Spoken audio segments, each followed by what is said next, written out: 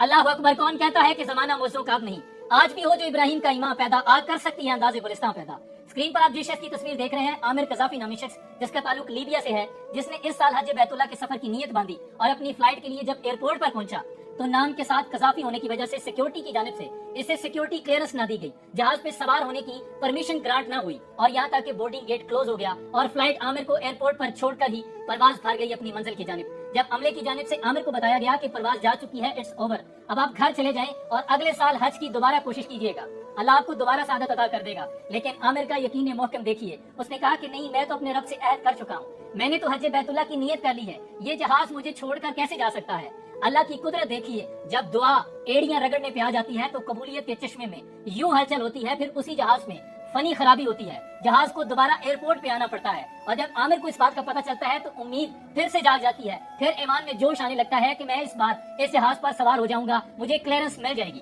لیکن جب جہاز کی فنی خرابی کو دور کر دیا گیا اور ایئرپورٹ کی میکینیکل ٹیم کی جانب سے جہاز کو کلیئرنس مل گئی تو پائلٹ کو جب یہ بتایا گیا کہ ایک شخص ہے جو کہ پیچھے رہ گیا ہے، اگر آپ کہیں تو اس کو سوار کر دیا جائے، تو اس پر پائلٹ نے کہا کہ نہیں، یہ ہمارے اصول و ضوابط کے خلاف ہے، جہاز کا دروازہ نہیں کھلے گا، اور جہاز دوبارہ پرواز بھر لیتا ہے. اس بات کو عملے کی جانب سے سختی سے بتایا جاتا ہے کہ اب تو ناممکنات میں سے ہے، اٹس اوور، اب آپ گھر واپس چلے جائیں. لیکن عامر ہے کہ ایئرپورٹ چھوڑنے سے انکاری ہے، اپنے رب کی ذات پر اس قدر یقین تھا کہ نہیں، یہ جہاز مجھے چھوڑ کر نہیں جا سکتا. اللہ کی قدرت دیکھیے کہ جہاز میں دوسری مرتبہ پھر کوئی اور فنی خرابی ہو گئی اور جہاز کو دوبارہ ایئرپورٹ پہ آنا پڑا. اس بار جب جہاز کو میکینیکل ٹیم کی جانب سے فنی خرابی دور کر کے کلیئرنس دے دی گئی تو جہاز کے پائلٹ نے کہا کہ میں اس بار عامر کو ایئرپورٹ پر چھوڑ کر نہیں جا سکتا. عامر کو خصوصی اجازت دی گئی اور بڑی عزت اور تکریم کے ساتھ جہاز میں سوار کیا گیا، اور پھر جہاز تمام عازمین حج کو لے کر منزل کی جانب